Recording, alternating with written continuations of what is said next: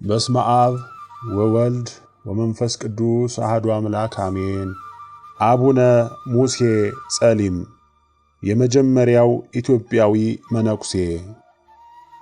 የጥቁሮች ምድር አህጉራችን አፍሪካ በጥንት ዘመን እንደ ዛሬ እስልምና ሳይስፋፋ ክርስትናን ቀድመው ከተቀበሉ አህጉራት አንዷ በመሆን ብዙ የሃይማኖት ሰዎችን ያስገኘች የቅዱሳን መፍለቂያ ናት።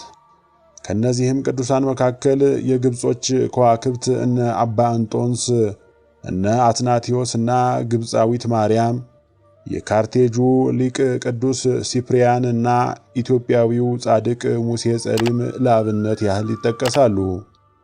ሙሴ ጸሊም ማለትም ጥቁሩ ሙሴ ከ330 እስከ 405 ዓመተ ምህረት በሐዲስ ኪዳን ምናልባትም የመጀመሪያው ኢትዮጵያዊ መነኩሴ እንደሚሆን የሚገመት ሲሆን ይህ የዋህና ጻድቅ አባት በንስሐ ለሚመለሱ ሰዎች አምላካችን እግዚአብሔር ይቅር ባይ መሆኑን በሕይወቱ ያስተማረ ደግ ሰው ነው። ያ ዘመን ለገዳማዊ ሕይወት ጀማሪና አብነት የሆኑት ግብፃውያን የሃይማኖት አባቶች በጸሎትና በምስጋና ተወስነው በብሕትውና ዓለም ከእግዚአብሔር ጋር ለመኖር ከመኖሪያ ቤታቸው እየወጡ ወደ ጫካ የሚገቡበት፣ የግብፅ በረሃዎች በመናንያን የተጥለቀለቁበት ወርቃማ ዘመን ነበር። ኢትዮጵያዊው ሰው ሙሴ ጸሊም በዚህ ዘመን በግብፅ አገር በሰው ቤት በአገልጋይነት ተቀጥሮ ይኖር ነበር። አካለ ጠንካራ፣ ግዙፍ፣ ኃይለኛና ጉልበታም የነበረው ይህ ሙሴ የሚያገለግልባቸው ሰዎች የፀሐይን አምላክ ያመልኩ ስለነበረ እውነተኛውን አምላክ የማወቅ ፍላጎት በአእምሮ ይመላለስ ነበር። እናም በፀሐይ የምትመሰል አንተ ሆይ እውነተኛ አምላክ አንተ ከሆንክ እነሆ ራስን ግለጽልኝ እያለ ደጋግሞ ይናገር ነበር። ሆኖም በመካከሉ በሚያገለግልበት ቤት ታማኝነትን ስላጎደለ ከቤት ወጥቶ ተባረረ። ከዚያም ወደ ጫካ ገብቶ በአባይ ወንዝ ሸለቆ እሱን መሰል 75 ወንበዴዎችን በማሰባሰብ የዘራፊዎችን ቡድን አቋቋመ።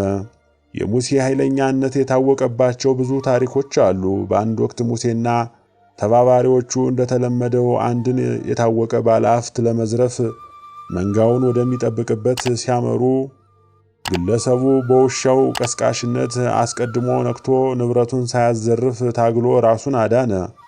ሙሴ በዚህ ተናዶ ግለሰቡን ለመግደል በራሱ ማለ። ከዚያም ሰይፉን በጥርሱ እንደያዘ የአባይን ወንዝ በዋና ተሻግሮ ከመኖሪያ ቤቱ ቢደርስ ከቤት አላገኘውም። በጎቹን አርዶ ንብረቱን ዘርፎ ከተመለሰ በኋላ እንደገና በበቀለኝነት ስሜት አፈላልጎ ለመግደል ብዙ ጥረት አደረገ። ነገር ግን ግለሰቡ ፈጽሞ ርቆ በመሄድ ስለተሸሸገ ሊያገኘው አልቻለም።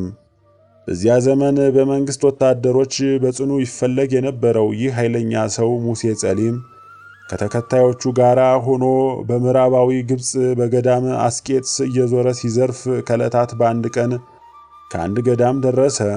ሙሴ ወደዚህ ገዳም የገባበትን ምክንያት አንዳንዶቹ ለዘረፋ እንደወጣ እግር ጥሎት ነው። ሌሎቹ መንግስት ይፈልገው ስለነበረ በዚያ ሊደበቅ ፈልጎ ነው።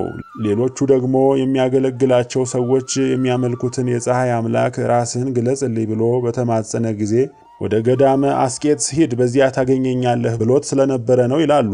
ያም ሆነ ይህ ግን ሙሴ ወደ ገዳሙ እንደደረሰ የተቀበለው አባት አባ ኤስድሮስ ለጊዜው ሙሴን ተመልክቶ በታጠቀው ሰይፍና በቁመናው ግዙፍነት የተደናገጠ ቢመስልም ሙሴ ግን በቃሉም ሆነ በአስተያየቱ ያሳየው ገራምነት ያልተለመደ ነበር። አባ ኤስድሮስ ሙሴን ተቀብሎ የአባ እንጦንስ ተከታይ ለነበረው ለታላቁ አባት ለአባ መቃርስ አስረከበው። ከአባ መቃርስ ጋር እንደተገናኘ ሙሴ ወዲያውኑ በቅጽበት ተለወጠና በዚያው ገዳም ከመናንያኑ ጋር ለመኖር ጥገኝነት እንዲሰጡት ለመነ። ከዚህ በኋላ ወደ ቀደመ የጥፋት ተግባሩ አልተመለሰም። በዚያው ባለበት የምድረ በዳ ገነት በተባለው በገዳመ አስቄጥስ የብሕትውናን ሕይወት መኖር ጀመረ። አሁን ሙሴ ልቡ ፈጽሞ ተረድቶ ወደ እግዚአብሔር ተመልሷል። እግዚአብሔር የሰጠው ኃይሉ ግን አብሮት አለ። ቢሆንም ይህን ኃይሉን ለበጎ ነገር ብቻ ይጠቀምበታል። በአንድ አጋጣሚ እንዲህ ሆነ። ገዳማውያኑ በጸሎት ተወስነው ባሉበት ሰዓት በድንገት የበረሃ ወንበዴዎች መጥተው ገዳሙን መዝረፍ ጀመሩ። ጻድቁ ሙሴ ግን በልቡ ወደ እግዚአብሔር ቢመለስም የገዳማውያኑ ንብረት ሲዘረፍ እያየ ዝም ማለት አልፈቀደም። በጥፋት ተግባር ላይ የተሰማሩትን ወንበዴዎች ሊያስተምራቸው ፈለገና ጉልበታም ስለነበረ ሁሉንም እየጎተተ ሰብስቦ በቁጥጥር ስር አዋላቸው።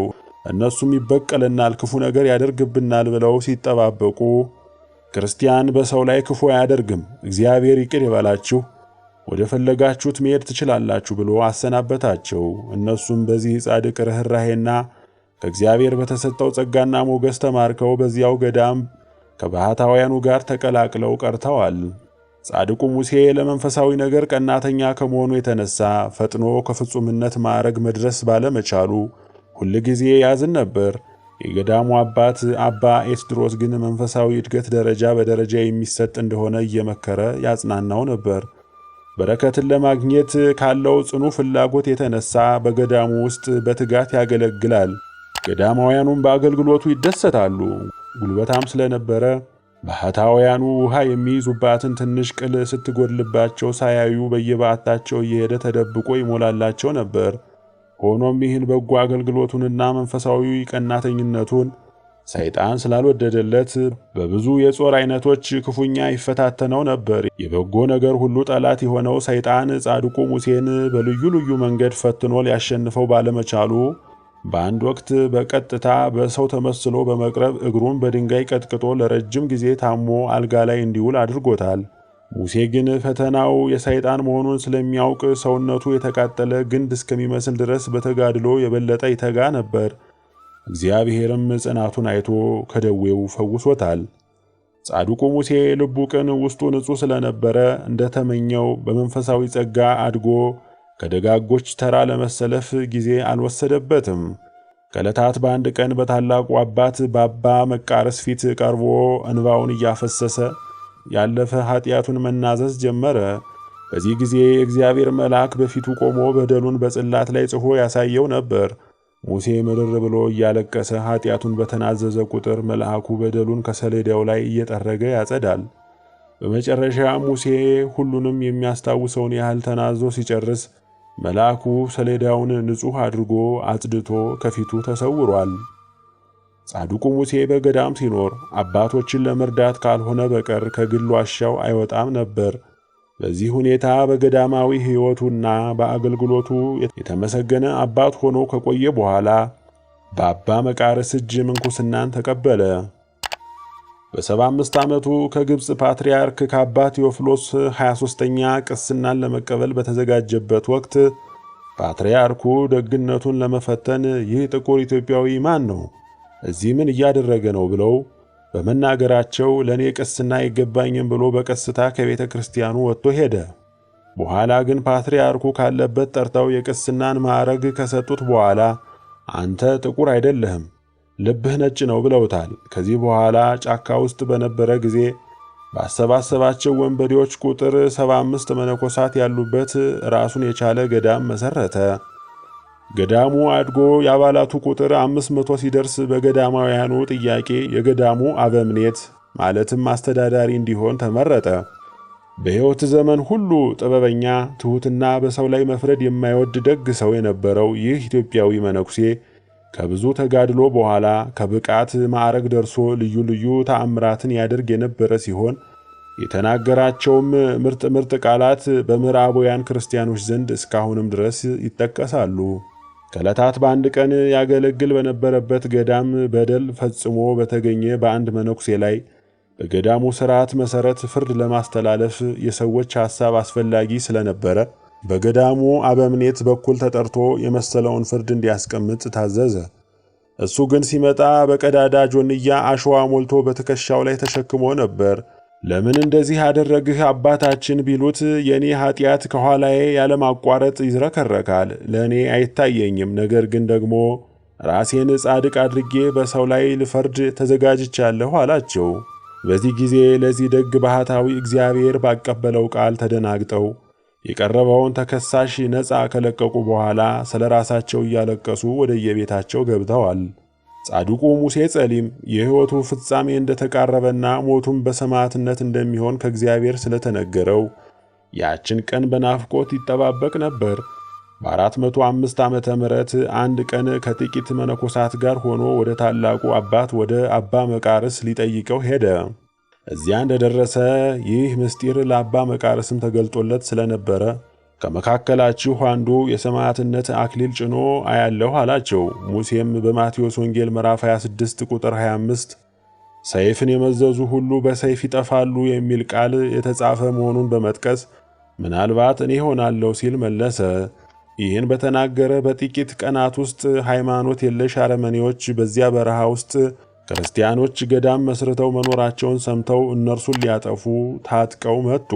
ሙሴ ግን ይህ እንደሚሆን አስቀድሞ ለገዳማውያኑ ተናግሮ ቀኑ ሲደርስ ወጥተው እንዲጠፉ መከራቸው። አባት ሆይ አንተሳ ብለው ቢጠይቁት እኔማ ይህችን ቀን በናፍቆት ነው ስጠባበቃት የቆየሁት አላቸው። የተናገረው ቃል አልቀረም። አረመኔዎች ወደ ገዳሙ ገብተው ሙሴን ከሌሎች 7 ባህታውያን ጋር አንገቱን በሰይፍ ቀሉት። በዚህ ሰዓት አንድ አባት ተደብቀው የሚሆነውን ነገር ሁሉ ሲመለከት የእግዚአብሔር መልአክ በእጁ አክሊል ይዞ የሙሴ አንገት በሰይፍ እስከሚቀላ ድረስ ይጠባበቀው ነበር። ይህም ግለሰብ ያየውንና የተመለከተውን ለሌሎች ጓደኞቹ ከተናገረ በኋላ እድሉ እንዳያመልጠው ከተሸሸገበት ወጥቶ እንደ ወንድሞቹ በሰይፍ ተቀልቶ የሰማዕትነትን ክብር አግኝቷል።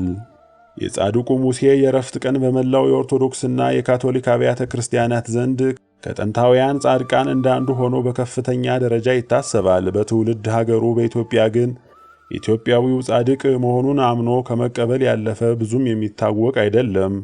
ሌሎች አብያተ ክርስቲያናት የጻድቁን የዕረፍት ቀን ከማሰብ አልፎ በስሙ ገዳማት መስርተዋል። ለምሳሌ በ6ኛው መቶ ክፍለ ዘመን በሶሪያ አገር ማርሞሳ አልሃበሺ የተባለ ገዳም በጻድቁ በሙሴ ስም ተመስርቷል። ይህ ገዳም በአሁኑ ዘመን የቱሪስት መስህብ ከሆኑ የእምነት ማዕከላት አንዱ ነው። ገዳሙ በውስጡ ጥንታውያን የሆኑ አስደናቂ ስዕሎች ያሉበት ሲሆን የተመሰረተውም በተራራ ጫፍ ላይ ነው። የጻድቁ ሙሴ ጸሊም ጸሎቱ ጸጋውና በረከቱ ከሁላችን ጋር ይሁን ለዘላለሙ አሜን።